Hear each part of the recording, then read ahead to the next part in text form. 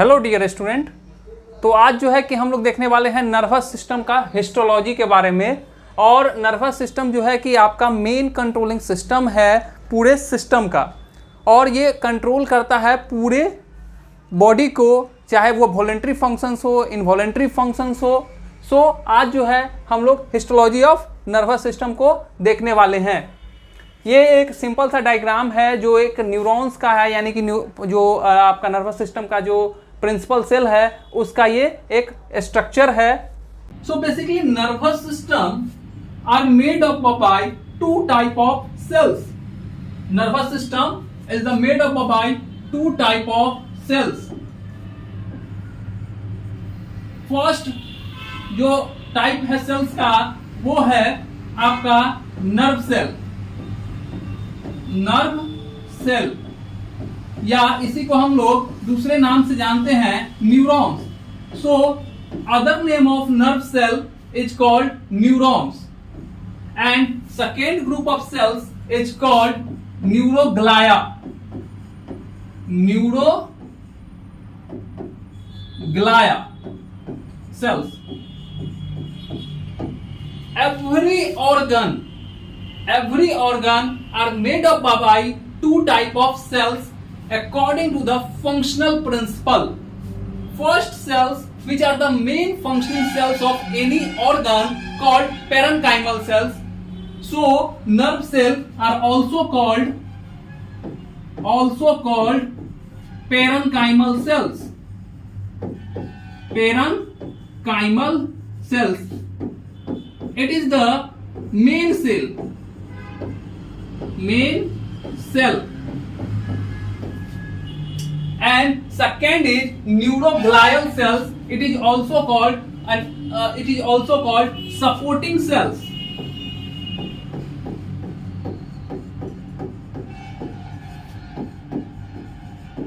It is also called supporting cells. So nerve cell is the first group and neuroglial is the second group. Now I have discussed about the nerve cell first and then discuss about the neuroglial cells in the second lecture. So first is the neuron cell या nerve cell और parenchymal cells. इसको हम लोग तीन नाम से जानते हैं। नर्व सेल के नाम से भी जानते हैं, नर्व सेल, न्यूरॉन और parenchymal cells of nervous system. So nerve cells is the main cell. ये क्या है? मेन सेल है, मेन फंक्शनिंग सेल है।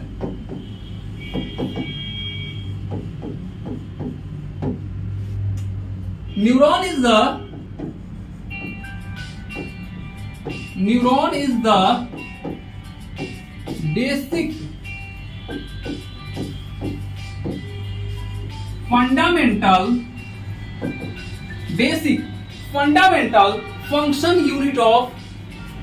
fundamental unit of nervous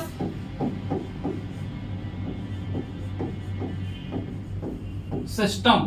basic fundamental system है नर्वस सिस्टम का। नाउ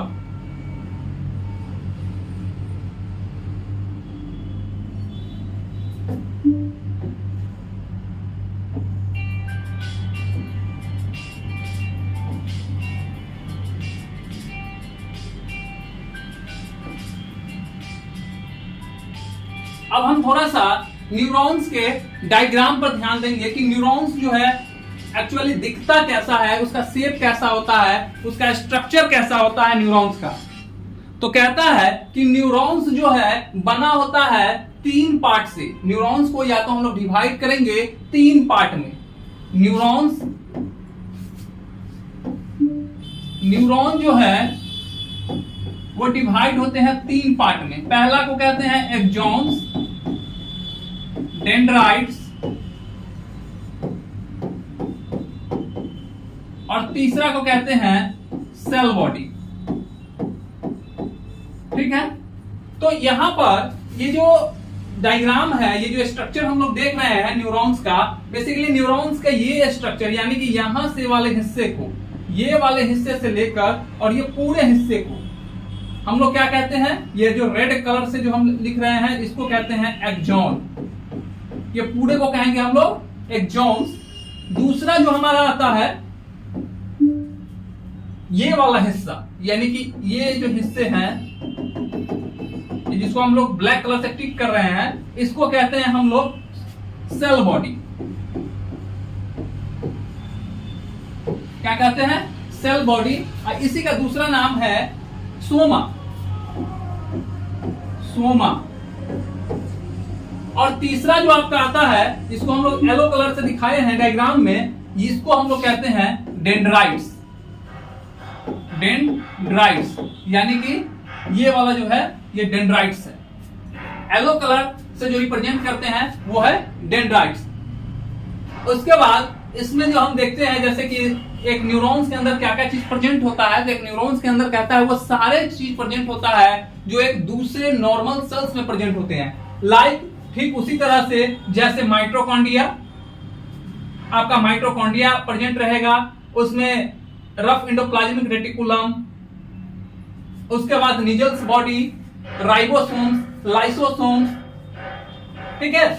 तो ये सारी चीजें प्रेजेंट होती है। ठीक उसी तरह से यहाँ पर साइटोस्केलेटन, बेसिकली ये जो है आपका साइटोस्केलेटन है, साइटोस्केलेटन, जो कि सेल्स के स्ट्रक्चरल इंटीग्रिटी को मेंटेन रखने के लिए काम करता है। तो बेसिकली इस तरह से होते हैं। फिर यहां पर आपका स्वान सेल होता है, स्वान सेल, स्वान सेल का न्यूक्लियस है ये। एवरी सेल हैज आउन न्यूक्लियस, प्रत्येक सेल का अपना न्यूक्लियस होता है। तो ठीक है, हम लोग एक शॉर्ट डायग्राम देख रहे हैं, फिर इसको हम लोग डिटेल में देखेंगे। जब हम न्यूरॉन्स के बारे में पूरी चीज पढ़ लेते हैं उसके बाद फिर से डायग्राम को हम लोग देखेंगे, क्योंकि न्यूरॉन्स के जो नोमेनक्लेचर में बहुत सारे जो नाम है, पॉइंट पॉइंट पे हम लोग नाम को देखेंगे कि कौन कौन से एरिया के न्यूरॉन्स के नाम को क्या क्या कहते हैं, कौन से एरिया को क्या कहा जाता है, वो भी हम लोग देखेंगे। सो पहले हम लोग डिवाइड किए थे उसको 3 भाग में। तो पहला हम लोग देख लेते हैं डेंड्राइट्स, क्योंकि हम लोग ऊपर से नीचे की तरफ आएंगे। तो पहला कहता है कि डेंड्राइट्स, तो कहता है कि डेंड्राइट्स क्या होता है,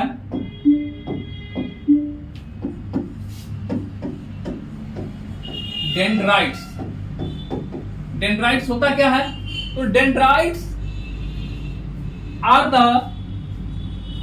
डेंड्राइट्स का मतलब होता है मीन्स लिटिल ट्री। इसका मतलब होता है, डेंड्राइट्स का मतलब होता है छोटा पेड़। डेंड्राइट्स क्या है, dendrites are the extension of, it is the extension of, it is the extension of, क्या है, एक्सटेंशन है the neuronal cell body, neuronal cell body basically क्या है, एक एक्सटेंशन है न्यूरोनल सेल बॉडी का, which receive the, which receive the information, करता क्या है, रिसीव करता है इंफॉर्मेशन का। जैसे एक हम छोटा सा डायग्राम बनाते हैं, जैसे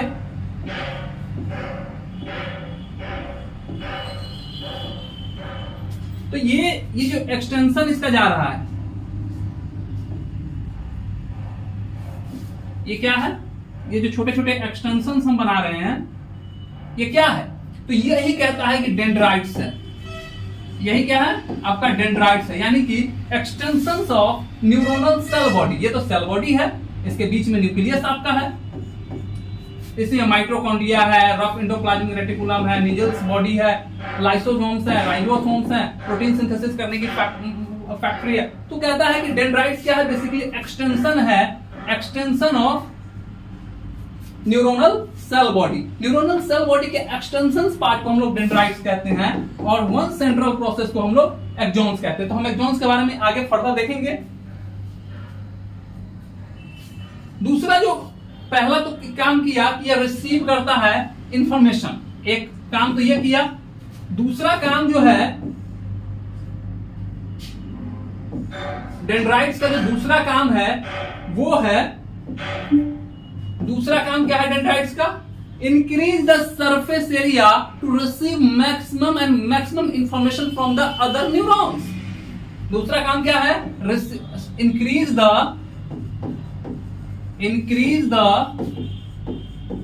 surface area to receive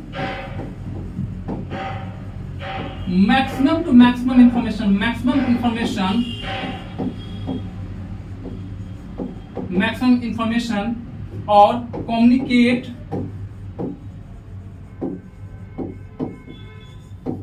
to other neurons।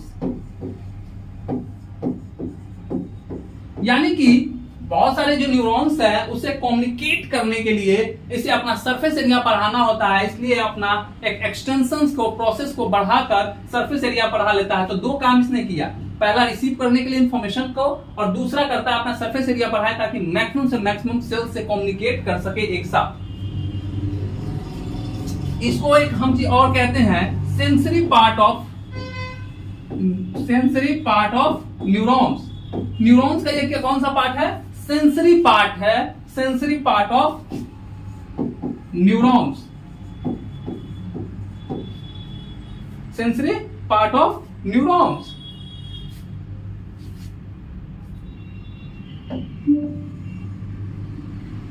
Sensory part है। अब हम इसका थोड़ा सा कैरेक्टर देखेंगे कि डेंड्राइट्स का जो है कैरेक्टर कैसा होता है। तो कहता है कि डेंड्राइट्स जो है रिसीविंग है, रिसीव करता है इंफॉर्मेशन, यानी कि character of dendrites, character of dendrites. Dendrites का कैरेक्टर कैसा कहेगा? तो कहता है कि ये शॉर्ट होगा, शॉर्ट यानी कि इसकी जो लेंथ है वो शॉर्ट्स होंगे, टैपरिंग होंगे, टैपरिंग। तीसरा जो कहता है इसमें वो है highly branched, highly branched.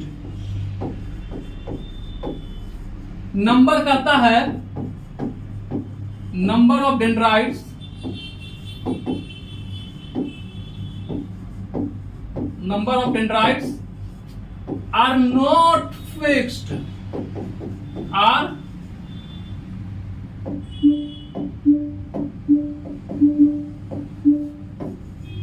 not fixed। ठीक है, डेंड्राइट्स को हम लोग रिसीविंग पोर्शन ऑफ न्यूरॉन्स कहते हैं। जैसे हमने यहाँ पे सेंसरी पार्ट ऑफ न्यूरॉन कहा, इसको हम लोग रिसीविंग पार्ट ऑफ रिसेप्टर कहते हैं। बेसिकली इसको हम लोग क्या कहते हैं? रिसेप्टर के भी नाम से इसको जानते हैं। तो डेंड्राइट्स के बारे में ये था हमारा छोटा सा एक्सप्लेनेशन, और आगे अब हम लोग देखते हैं एक्सॉन्स के बारे में। ये तो था हमारा डेंड्राइट्स कि डेंड्राइट्स कैसा होता है। तो बेसिकली हाईली ब्रांच्ड होता है। डेंड्राइट्स कैसा होता है? हाईली ब्रांच्ड होता है। उसके साथ साथ उसमें क्या होता है? टैपरिंग होते हैं, शॉर्ट्स होते हैं, हाईली ब्रांच होते हैं, और इसके नंबर फिक्स नहीं होते हैं। डेंड्राइट्स जो है, डेंड्राइट्स के हेल्प से ही जो न्यूरॉन्स है वो कम्युनिकेट करता है दूसरे न्यूरॉन्स के साथ। चलिए हम एक चीज देख लिए, यानी कि हम लोग डेंड्राइट्स के बारे में देख लिए। अब हम लोग देखते हैं एक्सॉन्स के बारे में, यानी कि एक्सॉन्स क्या होते हैं। जो सेकेंड पॉइंट था वो था एक्सॉन्स। तीन पार्ट हमने देखे थे न्यूरोनल सेल, न्यूरॉन्स के हमने तीन पार्ट देखे थे, axon, dendrites and cell body. तो हम लोग डेंड्राइट्स के बारे में चर्चा कर चुके हैं। अब हम लोग एक्सॉन्स के बारे में चर्चा करेंगे। तो कहता है कि एक्सॉन्स क्या होता है। तो एक्सॉन्स का मतलब होता है, इसका मीन्स होते हैं, एक्सॉन्स का मतलब होता है एक्सेस एक्सिस। अब जब एक्सिस कहने की बात आती है तो सिंपल सी बात आती है कि यह एक ही होगा, यानी कि एक्सॉन्स का जो नंबर है वो फिक्स होगा। किसी भी न्यूरॉन्स के अंदर एक्सॉन्स की जो नंबर है वो एक होगा। तो नंबर कितने होंगे इसके? एक होंगे इन वन न्यूरॉन। एक न्यूरॉन्स के अंदर एक ही एक्सॉन्स पाए जाएंगे और उसमें कहता है कि न्यूरॉन्स क्या, ये एक्सॉन्स क्या है? तो axons are the process of extension of neuron, the central extension of neuronal cell. It is the extension of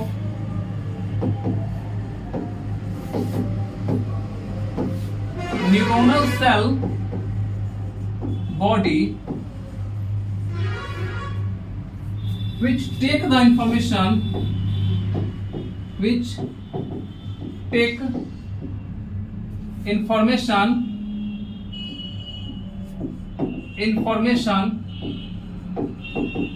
away from the cell body. यानी कि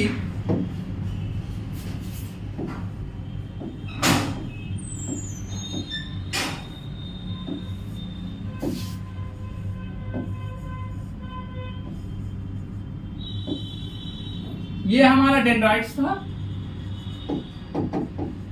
ऑफ कोर्स ये आपका न्यूक्लियस, और ये वाला जो है एक्सॉन्स है, यानी कि एक्सिस है। और इससे इंफॉर्मेशन जो है डेंड्राइट्स में इंफॉर्मेशन ऐसे आ रहा था, डेंड्राइट्स में इंफॉर्मेशन ऐसे जा रहा था, डेंड्राइट्स की मदद से सेल बॉडी की तरफ। अब सेल बॉडी से इंफॉर्मेशन ऐसे जाएगा, इसीलिए यहाँ पे लिखे हैं away from the cell body, यानी इंफॉर्मेशन कहाँ जा रहा है? दूर जा रहा है सेल बॉडी से। इसलिए हमने यहाँ पे लिखा है कि it is the extension of neuronal cell body which take information away from the cell body, यानी कि सेल बॉडी के दूर ले जाने का इंफॉर्मेशन को काम कर रहा है, एक्शन पोटेंशियल को। इसलिए इसको हम लोग कहते हैं, इसको हम लोग इफेक्टर के भी नाम से जानते हैं, यानी कि इफेक्टर कंपोनेंट ऑफ न्यूरॉन्स कहते हैं।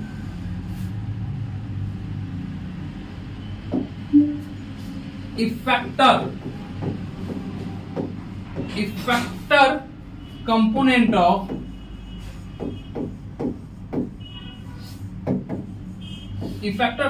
Of the neuron. न्यूरॉन्स का कौन सा पार्ट है? ये इफेक्टर है, यानी कि इफेक्ट करता। So one neuron have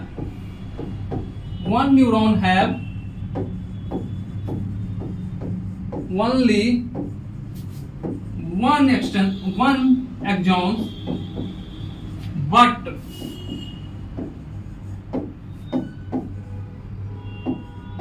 many dendrites,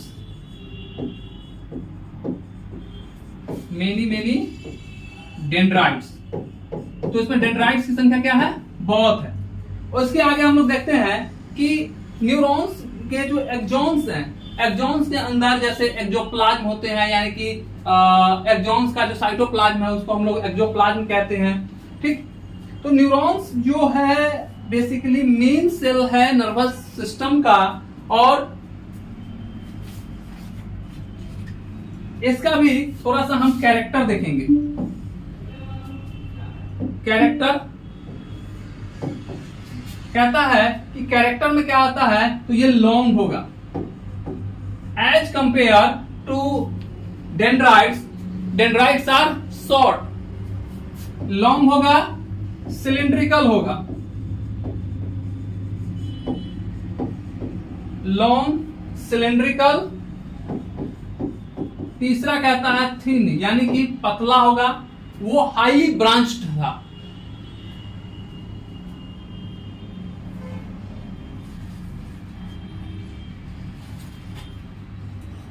उसके आगे हम लोग देखेंगे कि साइज ऑफ, उसके बाद हम लोग का जो तीसरा आता है वो है सेल बॉडी।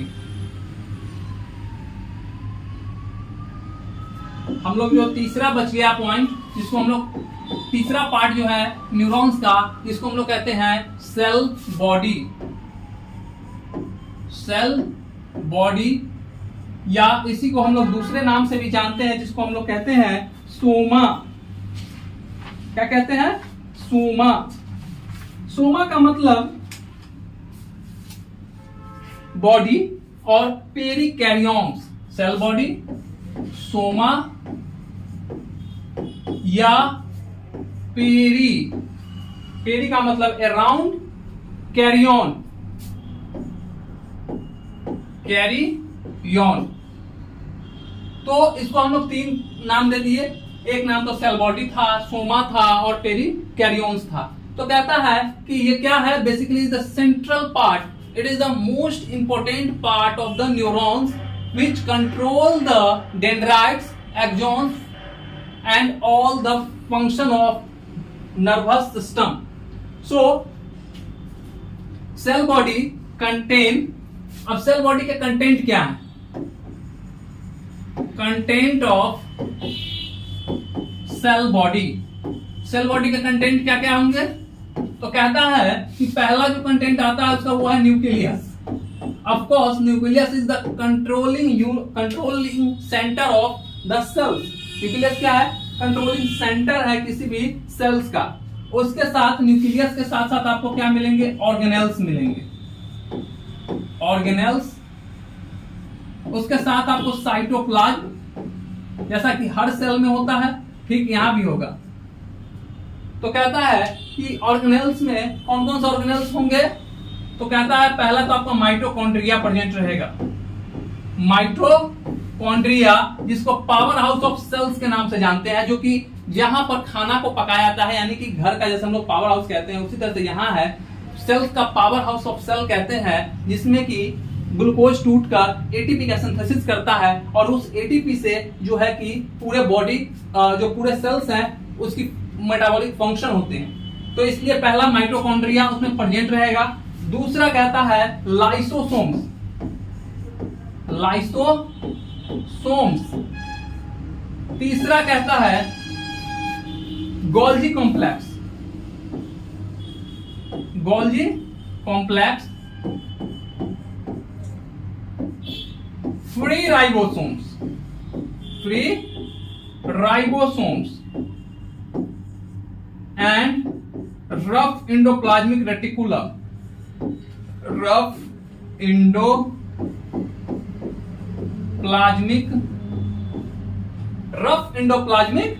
reticulum, रेटिकुलम, यानी कि रफ एंडोप्लाज्मिक रेटिकुलम हो गया। उसके साथ कहता है रफ एंडोप्लाज्मिक रेटिकुलम को ही हम दूसरे नाम कहते हैं निजल्स बॉडी, निजल्स बॉडी। ठीक है। अब यहां पर एक सवाल आता है कि फ्री राइबोसोम्स, यानी कि जो राइबोसोम्स है उसका क्या फंक्शन है? राइबोसोम्स क्या करता है सेल बॉडी के अंदर? तो सेल बॉडी के अंदर रहकर राइबोसोम्स सिंपली प्रोटीन का सिंथेसिस करता है। क्या करता है? प्रोटीन सिंथेसिस करता है।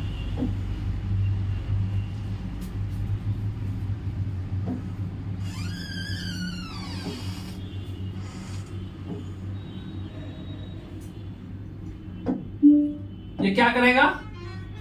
प्रोटीन सिंथेसिस करता है, प्रोटीन सिंथेसिस करता है। अब चूंकि ये प्रोटीन सिंथेसिस करता है तो इस प्रोटीन का यूज कहां होगा? Use replace the cellular component, replace the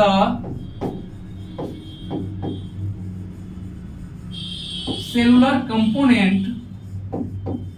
क्या करता है? रिप्लेस करता है सेलुलर कंपोनेंट को as material for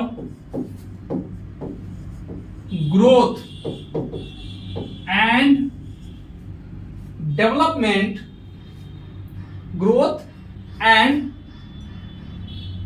regenerate of neurons, axons and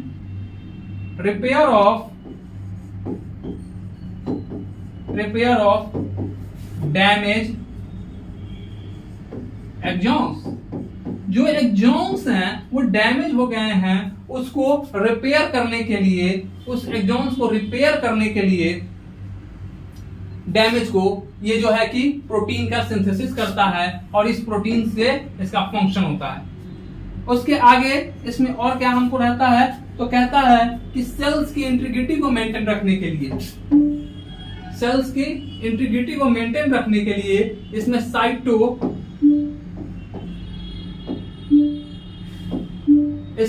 cytoskeleton पाया जाता है।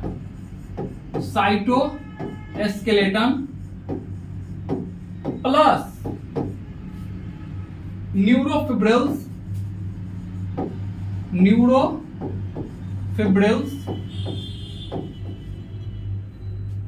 यानी कि bundle of filament, bundle of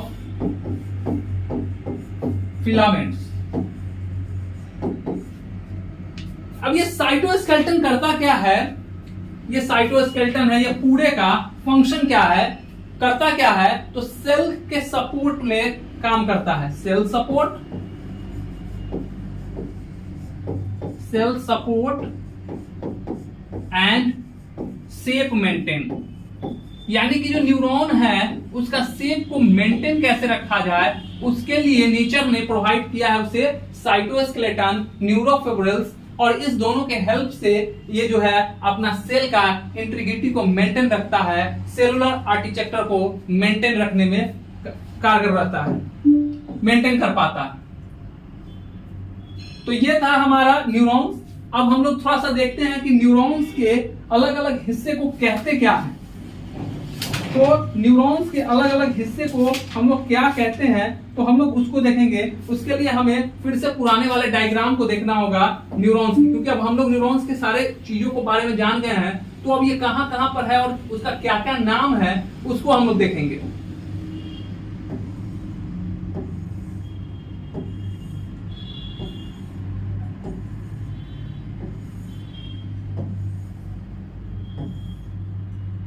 बस बस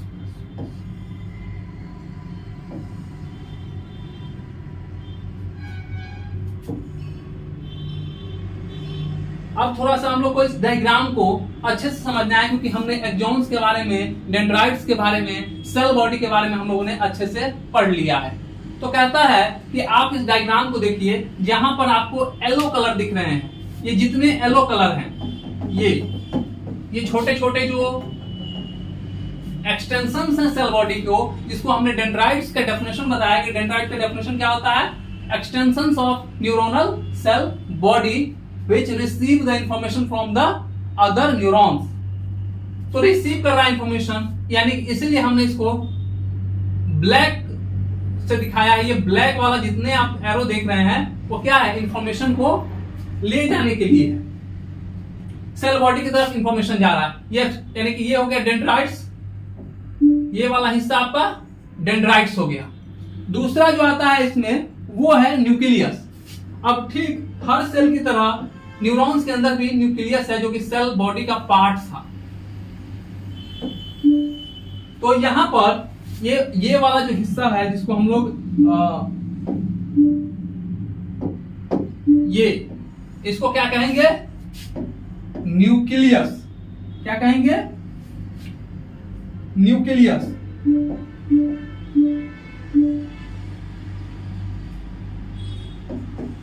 न्यूक्लियस ये है आपका न्यूक्लियस।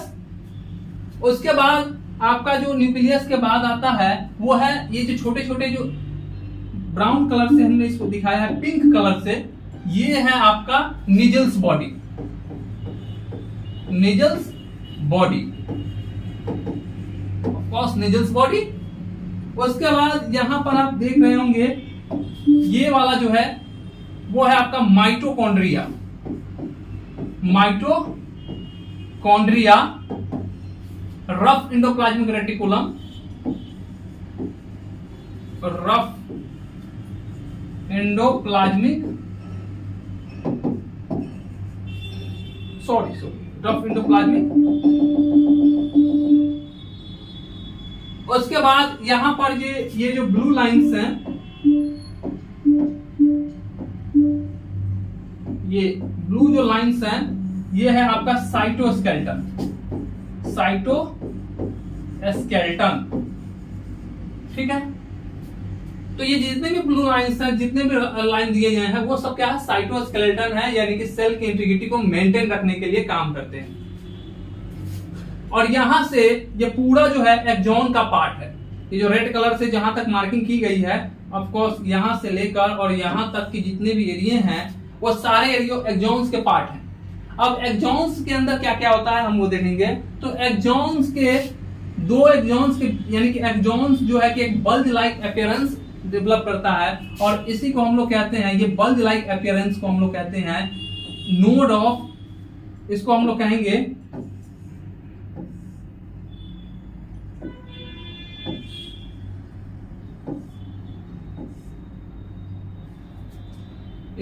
कहेंगे नोड ऑफ रेनिवेयर, ठीक है। ये नोड है, ये आपका स्वान सेल्स था, स्वान सेल्स यानी कि माइलिनेशन है, ये माइलिनेशन है ये न्यूरॉन्स का। उसके आगे हम इसमें देखते हैं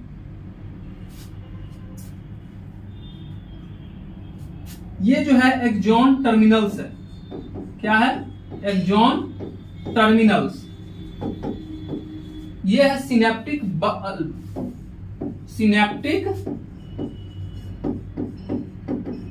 बल्ब, इसको क्या कहते हैं हम लोग, जो एक्सॉन टर्मिनल्स के एंड पार्ट पे एक बेलोइंग स्ट्रक्चर होता है, उसी को हम लोग सिनेप्टिक बल्ब के नाम से जानते हैं। उसके बाद ये है न्यूक्लियस है स्वान सेल का, स्वान सेल का न्यूक्लियस है।